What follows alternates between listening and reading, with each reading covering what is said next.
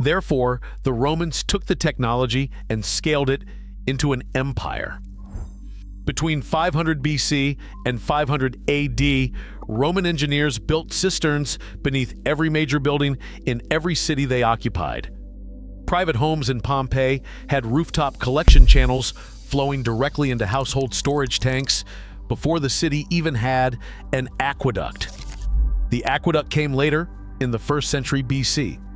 Before that, every Roman household was its own water system. Underground cisterns held between 10,000 and 50,000 gallons each. Community cisterns held 1 million gallons. There is a single cistern beneath Istanbul, built using 7,000 enslaved laborers, so large that it is still used as a tourist attraction. You can sail a boat inside it. It was built to collect rain from the streets above, not transported, not pumped, collected from the sky for free. And in India, every single region developed its own version of the same system. Gujarat had stepwells called Vav, cut 50 feet into the earth to stay cool in 100-degree summers. Rajasthan had tankas, small underground tanks beneath every home in the desert. The Himalayan region had gulls. Bihar had a harpanye. Meghalaya had bamboo drip irrigation that channeled rain from leaves to root systems without a single metal part. Every one of these systems was local.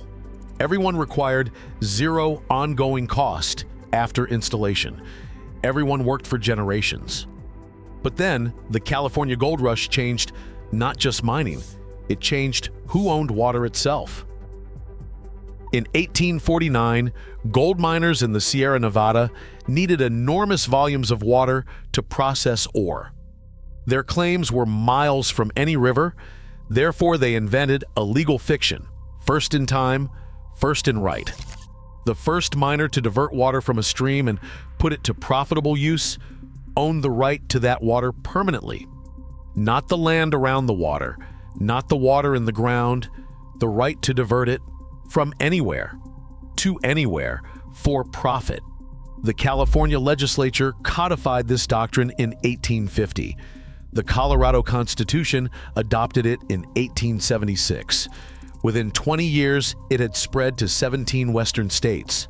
The doctrine had a name: prior appropriation, and the logic inside it was devastating. If you collect the rain that falls on your own roof, you are diverting water from its natural path. That path eventually reaches a stream. That stream has a rights holder, therefore you are stealing from them. Therefore, what falls from the sky onto your property is not yours. This is not a metaphor. It is still the written law in Colorado, Utah, and Nevada today. Colorado legally restricts residents to 110 gallons of collected rooftop rainwater. The law traces back directly to 1876, not to science, not to hydrology, to a legal doctrine written to protect gold mining profits in a country that no longer mines gold in those valleys. Therefore, the water utilities moved in behind the law, and what they built is worth naming. The U.S. water sector today consists of approximately 50,000 community drinking water systems. Combined water and sewer bills for the average American family reached $120 per month in 2024, according to Bluefield Research. The Northeast pays $141 monthly. Bills have increased 24% in 5 years, 56% since 2012. Between 12 million and 19 million American households currently cannot afford their water bills, according to the EPA's own 2024 Water Affordability Assessment. The EPA's own data estimates the cost of unaffordable water service nationwide at between $5 billion and $8 billion per year.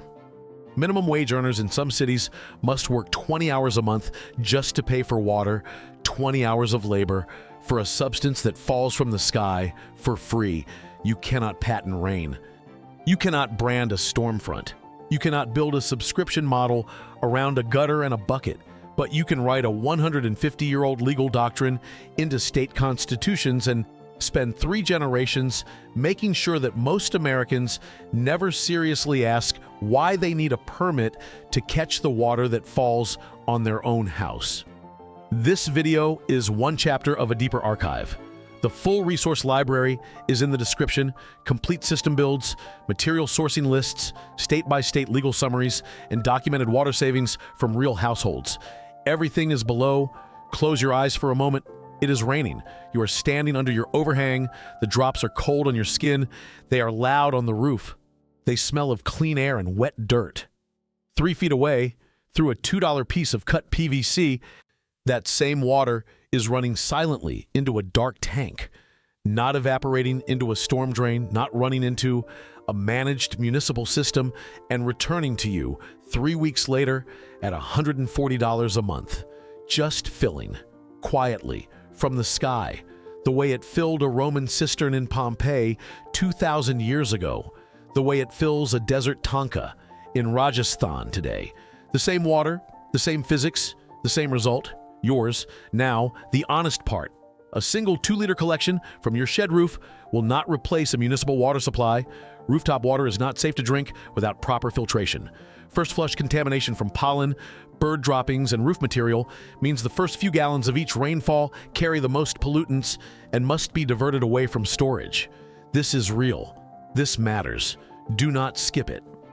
But a 1,000 square foot roof catches 600 gallons for every single inch of rain.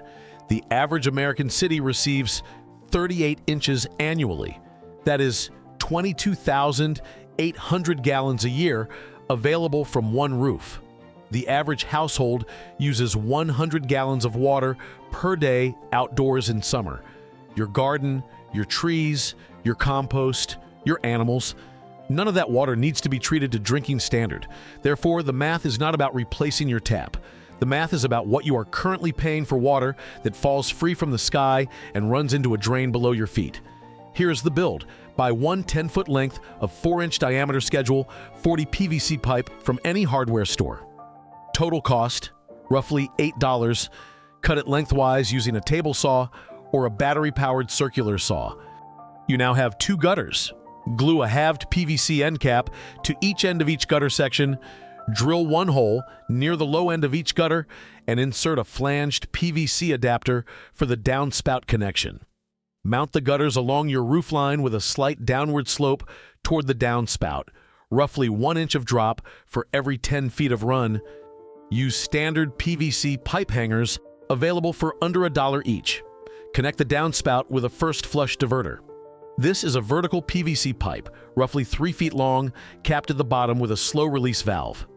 The first few gallons of rain fill this pipe and flush out the roof contaminants automatically. After that pipe fills, all subsequent water routes into your collection tank. A standard 55-gallon food-grade barrel costs between $15 and $30 used. An IBC tote holds 275 gallons and can be found for $25 to $60 secondhand online.